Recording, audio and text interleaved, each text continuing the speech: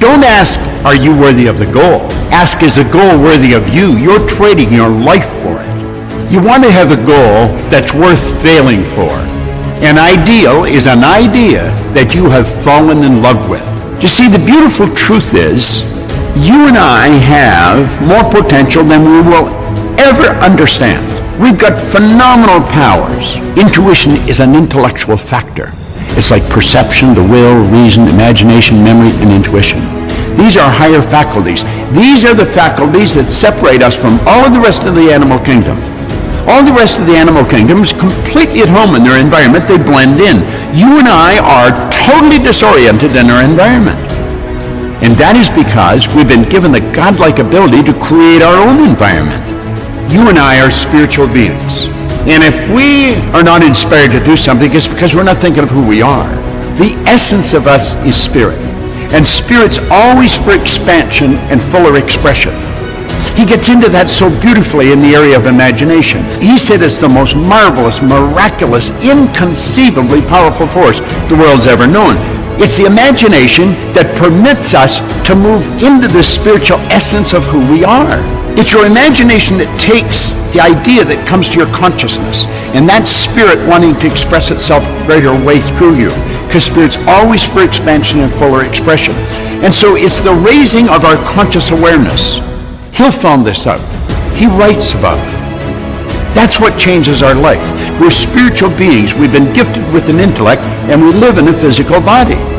Everything we own at the time of our death is going to belong to someone else. So it's not what we own. We're merely custodians. It's what we do with our life that makes the difference. You've got to be persistent. And he gives us a very simple formula here. He said there are 4 simple steps which lead to the habit of persistence. Number 1, a definite purpose backed by a burning desire for its fulfillment. Number 2, a definite plan expressed in continuous action. Number 3, a mind, this is very important, closed tightly against all negative and discouraging influences, including negative suggestions of relatives, friends, and acquaintances. And number 4, a friendly alliance with one or more persons who will encourage one to follow through with both plan and purpose. He said these 4 steps are essential for success in all walks of life. When you start studying Napoleon Hill's work, and you really start to get into the spirit of it, you're going to be inspired, because that's what inspiration is. It's in spirit. And get into the spirit of his work. He had one objective. He wanted to wake you up. He wanted to wake me up. He did wake me up. Hopefully you're awake as well. And as you start studying into this, you'll start to realize there is literally no end to what you're capable of doing.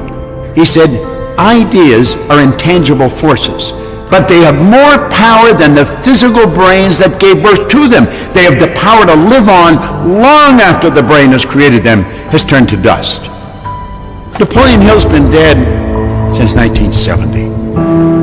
But the idea that his brain developed and worked with lives on because of people like me, because of people like you, because of the people that are putting this documentary together. This could be the most important book in your library. When I set a new goal, I have difficulty believing I can do it. Intellectually, I've studied this long enough that I know I can. But it isn't your intellect that does it. If it was the intellect that does it, our school system would be screaming successful. But we've got people graduating from universities all over the world. They've got an enormous amount of knowledge in their intellect, and yet they're losing. They're broke. They can't find work. So it's not your intellect. Intellectually, I've studied this long enough to know that if I can see it in my mind, I can do it. You've got to believe it in your heart. You see, the heart is what the early Greeks referred to, the heart, as the subconscious mind. There's a whole chapter in here on the subconscious mind. And it's very, very powerful. Because until you internalize the idea, it isn't going to happen. You see, you can want something. Wants are of a conscious nature. That's your intellectual part of your personality. The desire is the idea in your subconscious mind seeking expression outside through your action.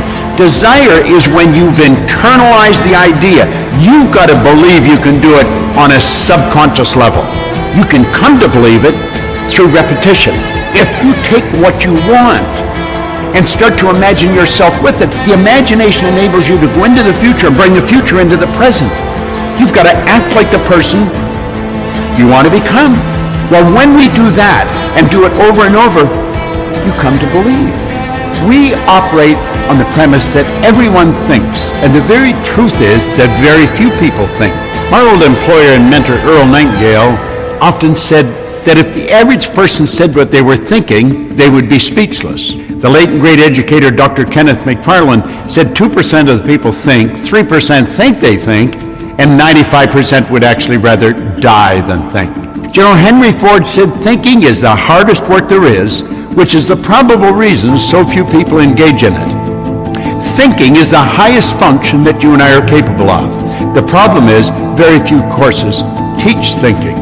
You see, an idea is a thought or a collection of thoughts directed towards a purpose. Most people would never do what they're doing if they're thinking. Listen to the average conversation that's going on. People would never say what they were saying if they were thinking. No, the truth is that thinking is not something everybody gets involved in.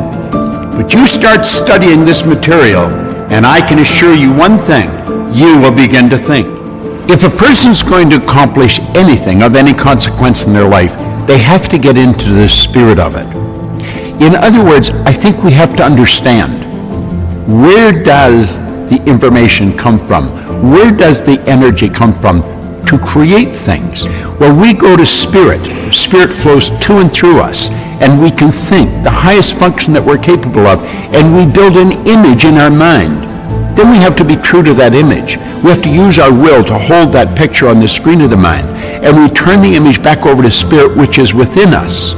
Through the reciprocal law of spirit, it gives it back to us in physical form. Now, this is truly getting into the spirit of the thing. That is what being inspired is all about. And all great work came about because someone was inspired to do it. All the great paintings, Rembrandt, Van Gogh, all of them, they were inspired to do the great work. We have to understand that whatever Rembrandt or Van Gogh used, we have available to us. We're God's highest form of creation. Spirit flows to and through us. It's our responsibility to decide what we're going to do with it. I think we've got an obligation to do great work. We're only here for a short time, not a long time. And we've got the faculties and the ability to do great work. I think we should.